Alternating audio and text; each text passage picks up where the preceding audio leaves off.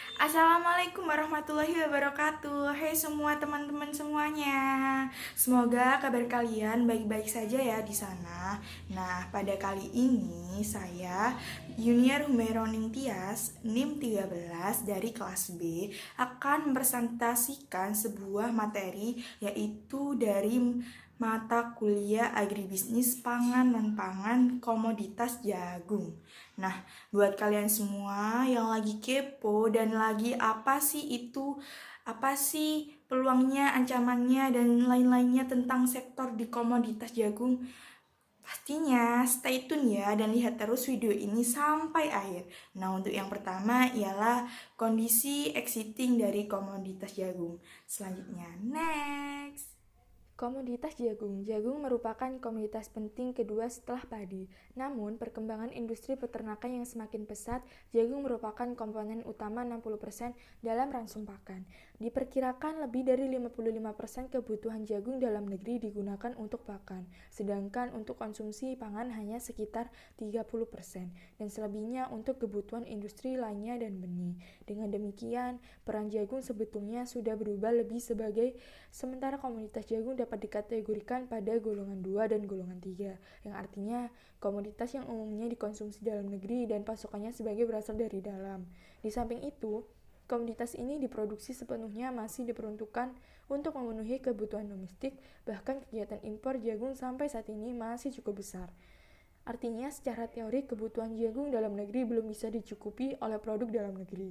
Masih tingginya kebutuhan komoditas tersebut merupakan suatu indikasi bahwa pengembangan jagung dalam negeri peluangnya masih sangat tinggi. Maka dari itu perlu dikaji lagi terkait potensi jagung, kondisi exiting, permasalahan yang sering muncul, serta kebijakan pemerintah terkait masalah ini. Yang kedua ialah potensi jagung di Indonesia. Yang pertama, potensi lahan pengembangan. Luas lahan kering yang sesuai dan belum dimanfaatkan untuk usaha jagung adalah 20,5 juta hektar.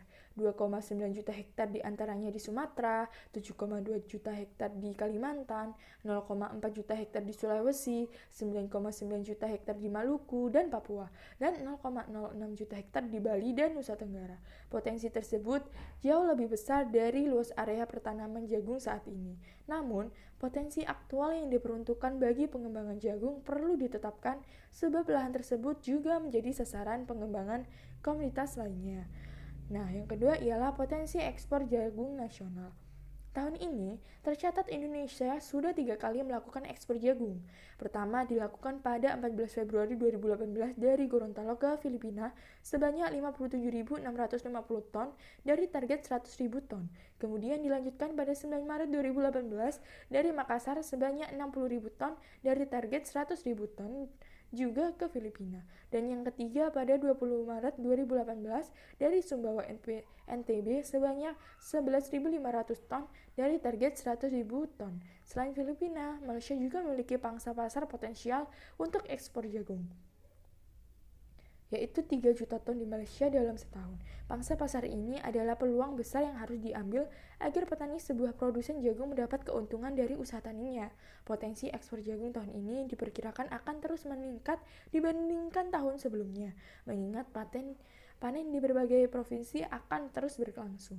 Berdasarkan angka BPS, ekspor jagung selama 2013 sampai 2017 secara berturut-turut adalah 20.496 ton, 44.843 ton, dan 250.971 ton, dan 41.875 ton, dan 46.997 ton. Kondisi exiting. Tanaman jagung mempunyai adaptasi yang luas dan relatif mudah dibudidayakan sehingga komoditas ini ditanam oleh petani di Indonesia pada lingkungan fisik dan sosial ekonomi yang sangat beragam.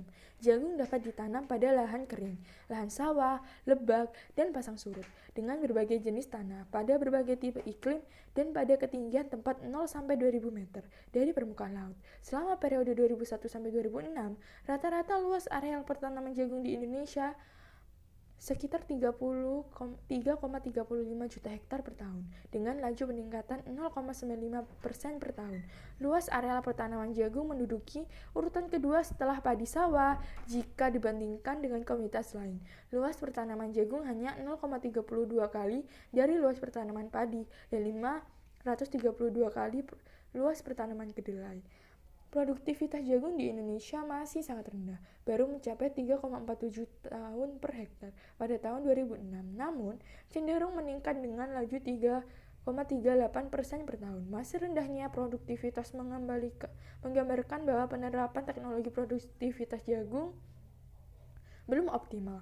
Dalam periode ini, produksi jagung rata-rata 9,1 juta ton dengan laju peningkatan 4,17% per tahun. Terindikasi bahwa peningkatan produksi jagung di Indonesia lebih ditentukan oleh perbaikan produktivitas daripada peningkatan luas panen atau laju peningkatan 0,96%.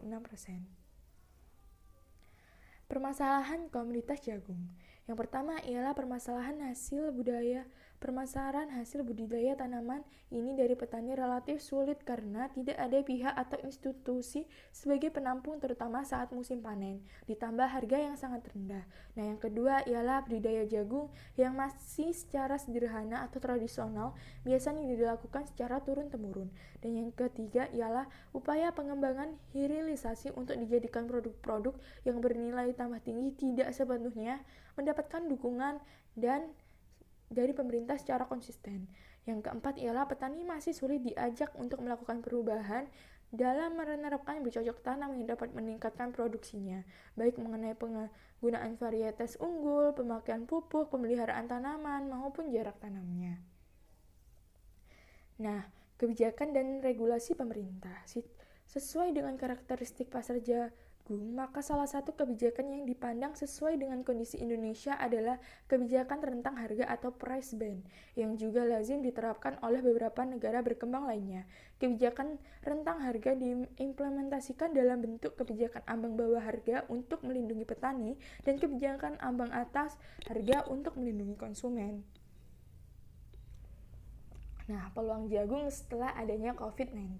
Yang pertama, dukungan sistem distribusi dan pemasaran yang mampu menghantarkan produk pangan tersebut kepada konsumen di tingkat rumah tangga dengan harga yang terjangkau. Yang kedua, pedagang jagung antar daerah akan mendorong pertumbuhan ekonomi, kesejahteraan rakyat, dan keterpaduan serta kebersamaan ekonomi nasional. Perdagangan jagung antar negara dapat mengoptimalkan pemanfaatan sumber daya, meningkatkan kesejahteraan masyarakat, serta pertumbuhan ekonomi pada masing-masing negara bagi pemantau kebutuhan konsumen yang beragam seiring dengan pengembangan ekonomi pangan jagung di dalam negeri. Yang selanjutnya adalah ancaman dari komoditas jagung setelah adanya COVID-19. Yang pertama, dengan jumlah penduduk yang besar, Indonesia telah menjadi sasaran pasar bagi produsen pangan luar negeri yang mengancam kemandirian di bidang pangan termasuk untuk jagung. Yang kedua, tidak terjaminnya keamanan jalur distribusi serta adanya pungutan resmi dari pemerintah serta berbagai pungutan lainnya sepanjang jalur distribusi dan pemasaran mengakibatkan biaya distribusi menjadi tinggi. Nah, kebijakan setelah adanya COVID-19 dari pemerintah ialah memastikan pendapatan petani yang memadai dengan kepastian harga yang baik dan tidak diganggu aktivitas impor. Upaya tersebut salah satunya dengan melakukan penandatanganan kesepakatan bersama supplier dan produsen pangan tentang ketersediaan, stabilisasi pasokan, dan harga pangan. Penandatanganan tersebut merupakan bentuk komitmen pemerintah untuk menjaga pasokan dan stabilitas harga menghadapi wabah corona serta menjelang puasa dan lebaran.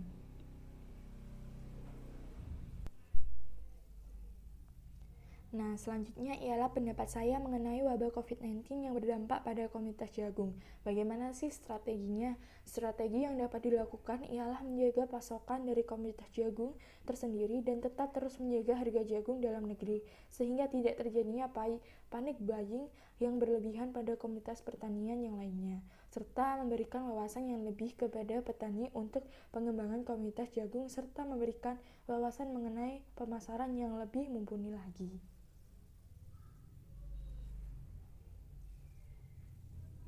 Nah, bagaimana nih semuanya? Udah paham bukan mengenai komoditas jagung di dalamnya? Terdapat peluang ancaman, strategi, kondisi exiting, potensi, dan lain-lain. Nah, untuk teman-teman semuanya, pastinya sudah mengetahui bukan wabah virus COVID-19 yang terjadi di Indonesia ini? Nah, dengan adanya itu semua, pastinya sektor pertanian dan lain-lain pastinya terganggu. Nah, di video kali ini cukup sekian dari penjelasan saya mengenai dampak apa saja yang berpengaruh pada komoditas jagung setelah adanya COVID-19. Jadinya, buat kalian, terima kasih telah menonton video kali ini. Jangan lupa untuk like, komen, dan subscribe. Terima kasih semuanya. Happy watching.